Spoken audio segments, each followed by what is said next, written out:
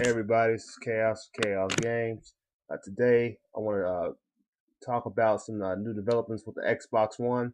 I just read an interesting article, and it basically, to sum it up in a few words, is Microsoft Backtrack Central. Because I think they've been seeing some. I told y'all. I told y'all back my Xbox Durango video when I thought it was going to be called Xbox Durango. I told you they go this route, and they for the most part did go this route with their use policies and the way they were handling the online connectivity. That they were going to meet some severe backlash, and sure enough, they did, as we all know. But I remember was looking at the figures. The pre-orders for PSN or PlayStation 4 were about 80% of the pre-orders were going there, compared to 10%, around 10% of the pre-orders for the Xbox One. Now, I think it was some of those numbers. It's ridiculous. The gap was ridiculous regardless. And now you're starting to see Microsoft. You can tell the power of the consumers is overwhelming. Is that these companies they try to push and they can push to a limit, but when the consumers start to speak out, I'm telling you that the power is in the consumer's hand always. It takes something like this, I feel, to make people understand that they're worried about making a buck, and when they do these things and they feel like they're making their money is threatened, you will see them backtrack and do anything to recoup that. And here's what Xbox One has said, or Microsoft has said. Basically, I read an article here, and it said that the Xbox One will no longer has changed a lot of its policies. There will be. They're saying their use game restrictions and everything on that are going to be changed now. All right. It says Microsoft has confirmed news originally reported on Giant Bomb that Xbox One will no longer require an internet connection to play offline games or need to check in every 24 hours. Okay. So the requirement for the online access is done, according to this. The internet will only be required when initially setting up the console like it was on the Xbox 360. So, still, I mean, if you don't have access to any kind of internet, then you might not want to still get an Xbox One.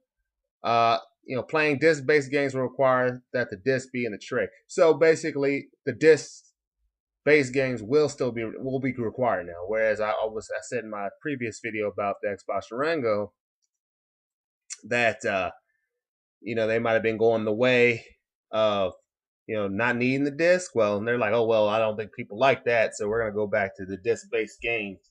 We're gonna keep it there. So they don't have it now. Here's what they say. Hold them to this now.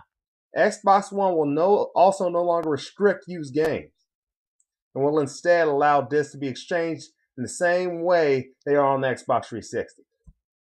Boom. There it is. They're backtracking like a mug, aren't they? Here they go. With no additional restrictions for trade-ins or lending games to friends. Boom. Chopping things off. They know what the deal is.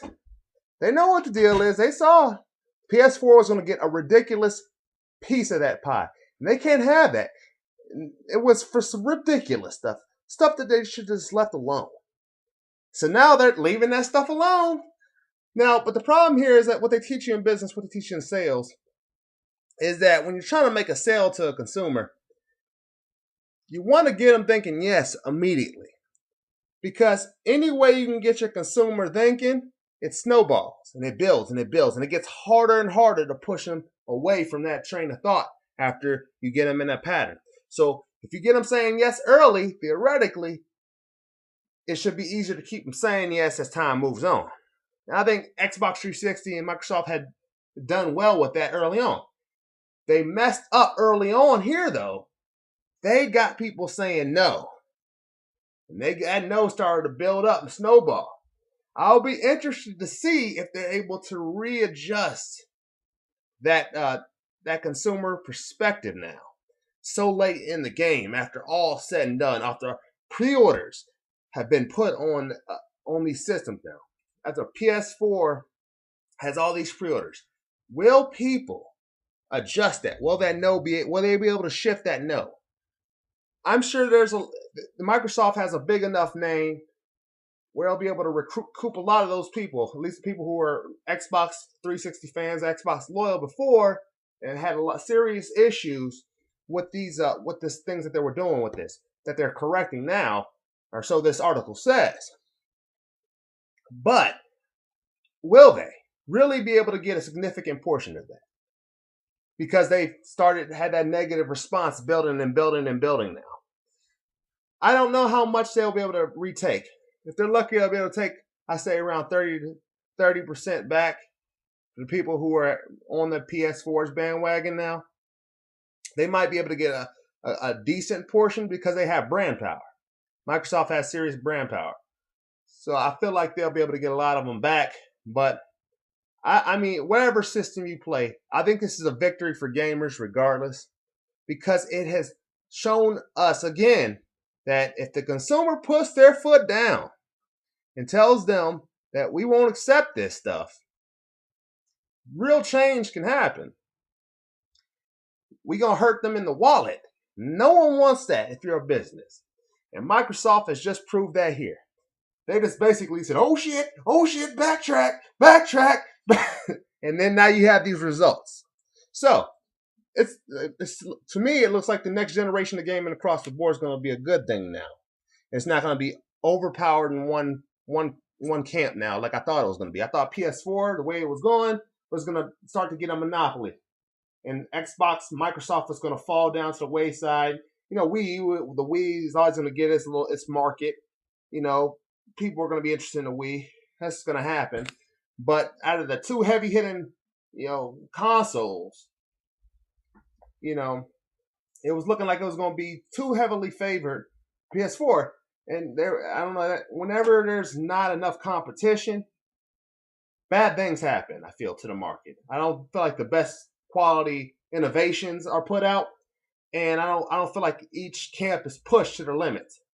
And PS4 was delivering an astounding pounding to the Xbox, or to Microsoft. With the PS4, the news releases, the press with the reveals, it was going very, very badly for Microsoft. But this, I feel, puts them back on the right track to be competitive again. Now, I feel like I'm happy for the next generation of consoles again, because there's going to be quality products on both ends. I feel like I might actually get an Xbox One at some point now, if they continue on with this very simple thing. Because it's very simple. There's no requirements, no restriction on used things. It makes me a little bit more interested at some point down the road. Maybe I'll get one. Maybe 5-6 years in this life cycle, I'll pick one up. I picked up a 360. I picked up a 360 very late, but I picked one up. It's a possibility. But if they had gone with their original game plan, it would have never been a possibility. Anyway, that's just news I found interesting. Like I said, I guess I'll leave y'all with this. Never doubt the amount of power that the consumer holds in this market, because look at it here. The outcry was clear. The outcry was strong. And it made some serious changes happen. So, whatever you decide to get in this next generation of consoles, at least it's fair now. It's fair to the consumer again. So, enjoy your games. All right, this has been Kaous Games. Until next time, gamers, game on.